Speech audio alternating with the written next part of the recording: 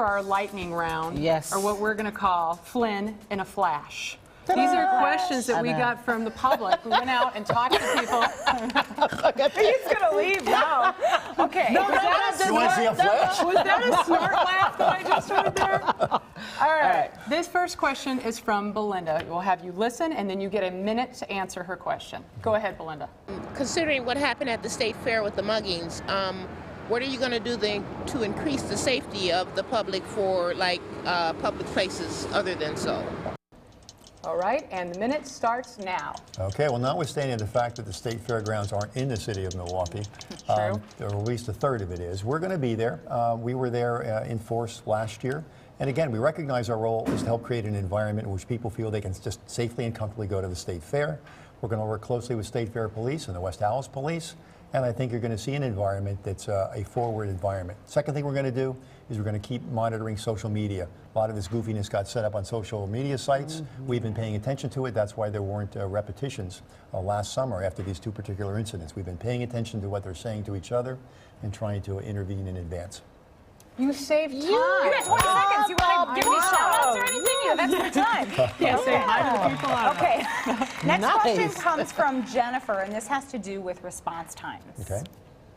I would ask him about the response time from when you call the non-emergency number and you have a problem in your neighborhood and it's taken an hour, 2 hours for police to call back or for a cop car to come.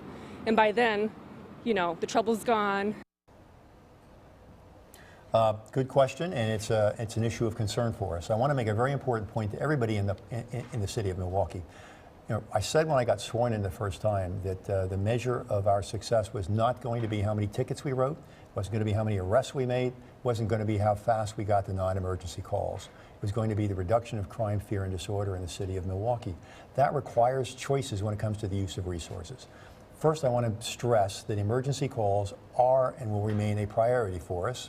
And occasionally, we don't get to them as fast as we should, but those are breakdowns, not strategy. But we have decided to embark on a strategy of not rapid response to non-emergencies so we can have foot patrols, so we can have bicycle patrols, so we can put police officers in high-crime neighborhoods intervening and reducing crime. What we have to do is a better job of managing expectations, and that means more callbacks and more discussion with residents so they understand we're making a thoughtful trade-off between their safety and response to non-emergencies. Wow! Ta-da! The clock helped. Does the clock help? Yeah, but that's good. Yeah, but I see, I'm like stressed. I'm like, okay. Is he going to finish? Is he going to? Okay. No. All right. Next question. Next question. Is there a prize at the end of this? I don't know. They're very shocked. You hit it right on. You're nailing it, The Chief. next All right. question is from Jamie, and it's a question about image. Let's take a listen. I would just ask how can we improve our, appearance on the national stage. I think Milwaukee gets a bad reputation for high crime and just being a very divided city. How can we improve that? And your time starts now. Okay, two things. First, you ought to be happy to know your police department is getting some attention on the national stage.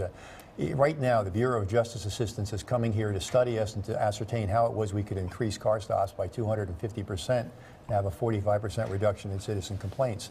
The IACP is here working with us on a juvenile initiative, a juvenile justice initiative, and John Jay College of Criminal Justice in New York is also working with us on an initiative with returning offenders and the whole reentry issue. So there's a number of people studying us right now, and I think it's certainly raising our profile in criminal justice. Second thing is Milwaukee needs some boosters, and it needs a little help from whom I'm sitting here right now. If every single night news story leads off with who got shot last night, if I know that every time the butt by another drug dealer is going to lead the news, that's going down in this city, and it could increase and hurt our reputation. So we could leave some people looking out for us, who report on us.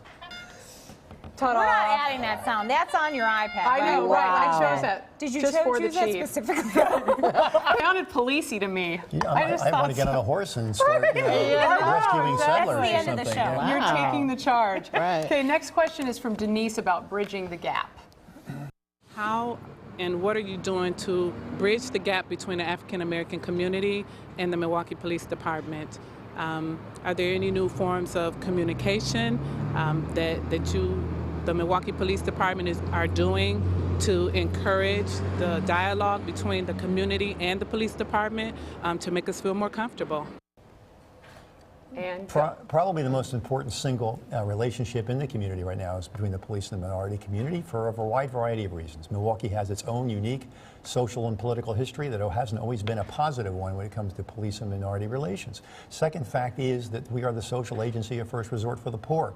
Third is that crime overwhelmingly afflicts the poor and disadvantaged, which in this city tracks with minority status. We've got to do something about it. All of those things can theoretically bring us in conflict with the same community that desperately needs high-quality policing services.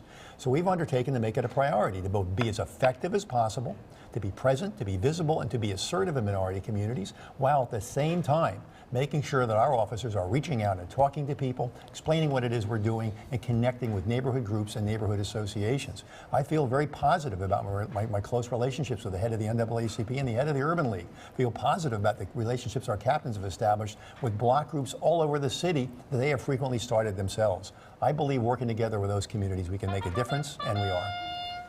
perfect. All right. What kind of coffee are you drinking? I know. Some of You that. are very good. Well, this Okay. one. I need to thank the Christian brothers. I did high school public speaking. They forced me to go into public speaking against my will, and it helped. Because what? I mean, because you're looking at the screen that the audience is, but that clock, I was like, I can't breathe. I haven't taken Very a breath. good. All right. All right. Now this